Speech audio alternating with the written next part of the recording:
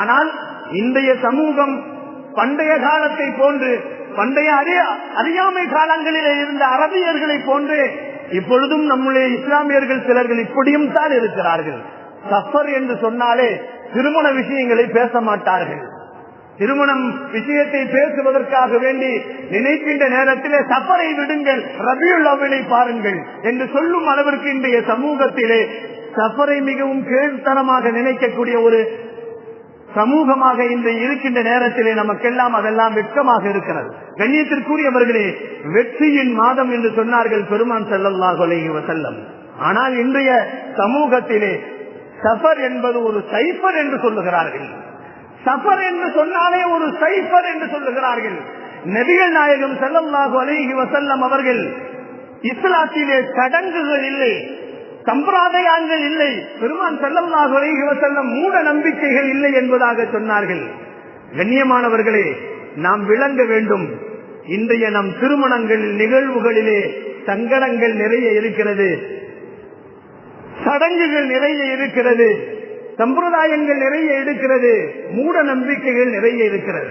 திருமணம் என்று நினைத்தாலே நிச்சயம் செய்வதிலிருந்து குழந்தை பிறக்கும் வரை சடங்குகள் நிறைய இருப்பதை நாம் பார்த்துக் கொண்டிருக்கிறோம். கண்ணியமானவர்களே, அல்லாஹுவின் நல்லடியார்களே, முகூர்த்த நாட்களை பார்ப்பது, நல்ல முகூர்த்த நாளாக பார்த்து திருமணம் வைப்பது. கண்ணியத்திற்குரியவர்களே, அல்லாஹுவின் நல்லடியார்களே, சமூகம் இப்படி முந்தைய காலத்தின் மூதாதையர்கள் செய்த தவறுகளையே தொடர்ந்து செய்து கொண்டிருப்பதை பார்க்கின்ற நேரத்திலே மிகவும் கஷ்டமாக இருக்கிறது.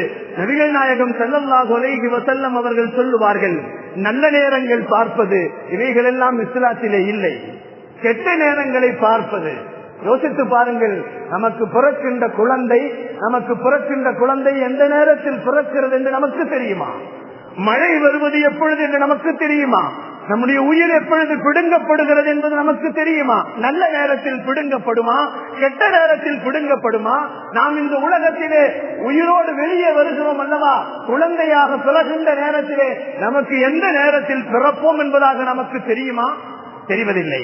ஆனால் இன்றைய மருத்துவமனைகளில் எல்லாம் சில இடங்களிலே பார்த்தால் இப்படி கேட்கிறார்கள். எப்படி கேட்கிறார்கள் என்று சொன்னால், உங்களுக்கு எப்போ ஆபரேஷன் டைம் சொல்லுங்க, உங்களுடைய டைம் சொல்லுங்க, குழந்தை பிறப்பதற்கு நல்ல நேரத்தை பார்த்து சொல்லுங்கள் என்று சொல்லுகின்ற மருத்துவ நிலைமைகளை நாம் பார்க்கின்ற நேரத்திலே இன்னும் இப்படித்தான் இருக்கிறார்கள் என்பதை நாம் நினைத்து வருத்தப்பட வேண்டிய விஷயத்திலே இருக்கிறோம்.